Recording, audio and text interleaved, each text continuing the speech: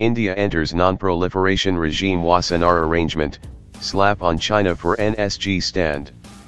New Delhi, after its entry into the missile technology control regime in June 2016, India was on Thursday admitted as the 42nd member of the Wassenaar Arrangement, a global grouping that regulates transfer and access to conventional weapons and dual-use technologies.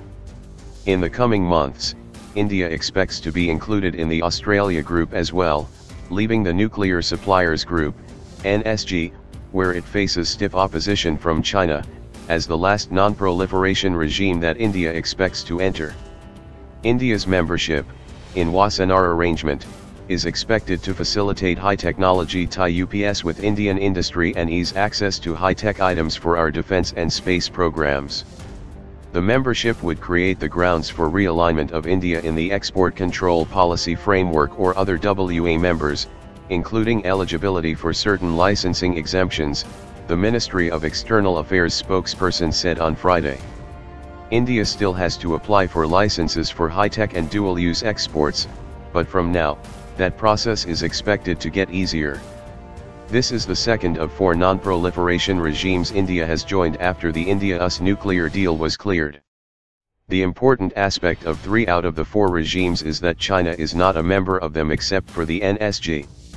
The formal application to Wassenaar was made by India in 2016, although the work to align Indian rules and munitions lists to Wassenaar rules began in 2014. There is some overly optimistic belief in domestic circles that New Delhi could leverage its membership to MTCR and Wassenaar Arrangement for a deal on China's membership to these groups. China has applied for membership to MTCR but has been kept out because of its strong history of proliferation. But there is a larger narrative building up. In MTCR and Wassenaar, India's membership was cleared by 35 and 41 countries respectively. Most of these countries are also members in the NSG. Therefore, India's credentials or its non-NPT status did not come in the way in both of these groupings. This also makes China's argument about a criteria-based membership application process increasingly specious.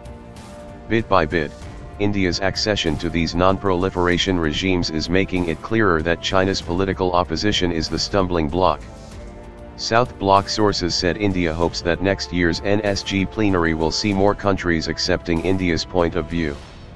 India's membership to MTCR opened doors for its space program and its ability to source high-end missile systems and technologies as well as surveillance drones. The Wassenaar membership is important for India, giving it a leg up as a responsible player in the world of dual-use goods and technologies and transfer of conventional arms. It gives India an important voice in shaping global response to regional and global security developments, advances in technology and market trends.